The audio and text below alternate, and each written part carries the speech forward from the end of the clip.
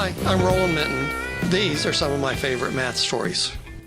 In this episode, mathematics is cinematic. I've been trying to avoid doing much with numbers to emphasize that mathematics is all about finding patterns, not just numbers. However, there are many interesting patterns to be found in numbers, and there's an area of mathematics called number theory. In this episode, we look at a specific number. What would you say is the most famous number? Well, if you're as old as I am, you know that 1 is the loneliest number, but that's not the question. Let's narrow it down.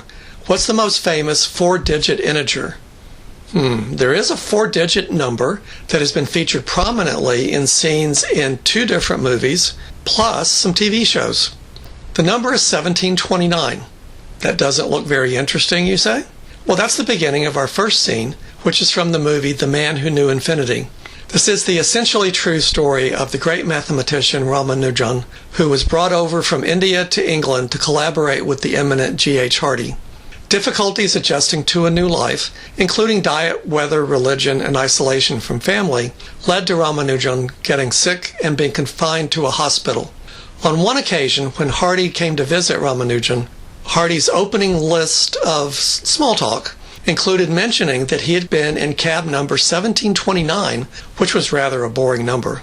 Ramanujan immediately jumped and replied, "Oh, no, Hardy, that's a very interesting number. It is the smallest number expressible as the sum of 2 cubes in 2 different ways." Well, you can check that 1729 equals 12 cubed plus 1 cubed, and also 1729 equals 9 cubed plus 10 cubed. So 1729 is in fact the sum of 2 cubes in 2 different ways.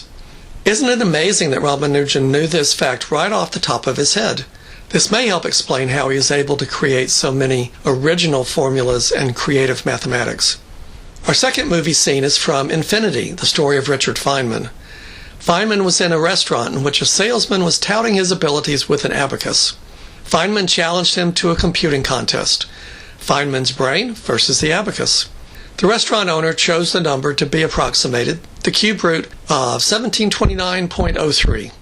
The salesman feverishly went to work, but after a brief time, Feynman announced an estimate of 12.002, winning the contest.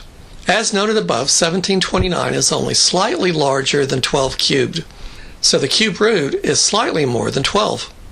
Feynman would know this since physicists needed to know that there are 1,728 cubic inches in a cubic foot. Feynman then used a linear approximation, tangent line, from calculus to approximate the decimal part, which the linear approximation gives as 12 plus 1/3 times 1.03 times 12 raised to the negative 2/3. If you do a little bit of work, that's 12 plus 1.03 divided by 432. That's what Feynman needed to compute in his head.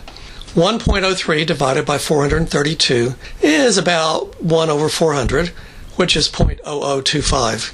Since we're dividing by 432, not 400, 12.0024 looks good, and it is. This story is told in Feynman's autobiography, Surely You're Joking, Mr. Feynman. Many of the writers of The Simpsons and Futurama were mathematicians, so it's not surprising that they would make reference to 1729 based on these 2 stories. I highly recommend the book, The Simpsons and Their Mathematical Secrets, which we will meet again in later episodes. In the TV show Futurama, the spaceship Nimbus is number BP 1729, a nice homage to this particular number. In one episode, Bender's Big Score, a taxicab is called, and it has the number 87,539,319. Well, since they knew the 1729 taxicab story, you know this had meaning. And in fact, the 87 million, etc., equals 167 cubed plus 436 cubed, also equals 228 cubed plus 423 cubed, and 255 cubed plus 414 cubed. So it's the smallest number expressible as the sum of 2 cubes in 3 different ways. Pretty amazing. If you pick an integer and explore it enough ways, you'll probably uncover some oddities. So we've got more with 1729. The sum of the digits of 1729 is 19, and 1729 equals 19 times 91. The only other such numbers are 1, boring, 81, still not very impressive, and 1458 equal to 18 times 81. No other numbers work this way. Are there any practical ramifications of these facts? Well, not really, other than the fact that a lot of mathematics is simply playful and at times makes cameo appearances in Hollywood. Here are a couple of math jokes from The Simpsons. The second one is fairly deep. It refers to Fermat's last theorem. That theorem says that a to the n plus b to the n equals c to the n does not have integer solutions for any n bigger than 2. Homer thought he found a counterexample. It's very close to one.